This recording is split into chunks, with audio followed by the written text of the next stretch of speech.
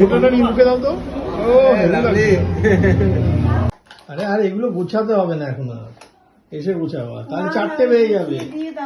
হয়েই গেছে আমার, তুমি তো দেরি করে আসলা গো। ও আমি কোথায় দেরি করে আসলাম, তুমি এই সবে রেডি হলা। এই সবে আসলাম। হ্যাঁ আমি অনেকক্ষণ আগে রেডি হয়ে বসেছিলাম। হ্যাঁ হ্যাঁ হ্যাঁ। মিথ্যে কথা যে কেন বলো তুমি, কি জানি কেন মিথ্যে কথা বলো এসেই তুমি। কিরকম আমাকে ভালো লাগছে গো? ভালো লাগছে। ভালো লাগলেই ভালো, চলো তাহলে তাড়াতাড়ি যাই। তা কোথায় যাচ্ছ একটু বলে দাও সবাইকে। আজকে আমার ভাগ্নির মেয়ের অন্নপ্রাশন, আর আমরা সেখানটাতেই যাচ্ছি। আর আমরা কিন্তু দিদা আর তোমাদের দাদু ভাই, এই দাদু ভাই বলে দিলাম, তোমাদের দাদা কিন্তু দাদু ভাই। আচ্ছা আমি তো দিদা, তা আমি একটু বেশি সেজে ফেলিনি তো? দিদা? তোমার কোন দিক দিয়ে দেখে মনে হচ্ছে তুমি দিদা? ভাগ্নির মেয়ে বলে কথা, তাহলে তো আমি সম্পর্কে দিদাই হই।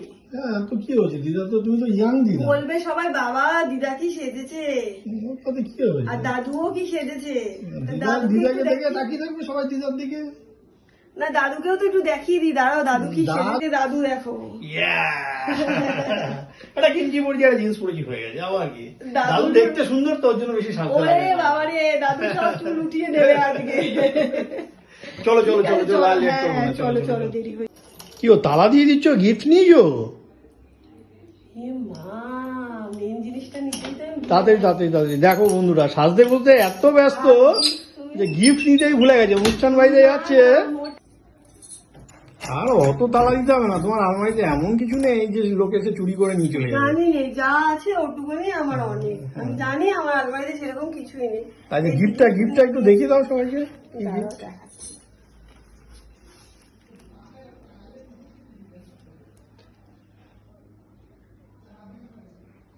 তো ফাইনালি আমরা এসে পৌঁছেই গেলাম আমাদের সেই অনুষ্ঠান বাড়িতে। আর এই হচ্ছে জাগৃতি, এরই আজকে শুভ অন্নপ্রাশন। আর এই দেখো, যাকে নিয়ে এত কিছু, যাকে নিয়ে এত বড় অনুষ্ঠান, তাকে এসেই তোমাদের দিদিভাই কোলে নিয়ে নিয়েছে। তোমাদের দিদিভাই কত অল্প সময়ের মধ্যে দিদা হয়ে গেল, আর নাতনিকে কোলে নিয়ে কত খুশি। আর আমাকেও বলছে কোলে নিতে, কিন্তু আমার তো কোলে নিতে ওকে ভয় লাগে। ওলে বাবালে, কি কিউট দেখতে হয়েছে, কি সুন্দর লাগছে। আমার তো ওকে খুব মিষ্টি লাগছে। আর তোমাদের কীরকম লাগছে তোমরা কিন্তু কমেন্ট করে অবশ্যই জানাবে। আর এই হচ্ছে ওর দিদা, আর আমাদের আনা গিফটটা তোমাদের দিদিভাই ওর দিদার হাতেই দিয়ে দিল। তারপরে আমরা পুচকিটাকে নিয়ে বসার জায়গায় চলে আসলাম কটা ফটো তুলবো বলে, কিন্তু ও তো কান্নাই করে যাচ্ছে। ওই বা কী করবে বলো, সকাল থেকে কত লোক এসে ওকে চটকাচ্ছে, আদর করছে। এই দেখো, আর একজন এসে ওর গালটা টিপে দিল আর ও কান্না শুরু করে দিল। ওই বা কী করবে বলো, এখানে ওরই বা কী দোষ। তার জন্য আর বেশি ফটো তোলা হয়নি। তারপরে আমরা চলে আসলাম খাওয়ার টেবিলে। নমস্কার করছো কেন?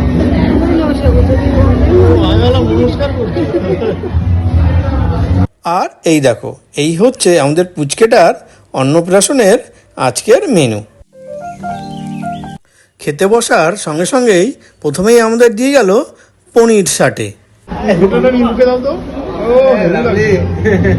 তারপর পরই চলে আসলো স্যালাড, তার সাথে দিয়ে গেল নানপুরি আর চানা মশলা।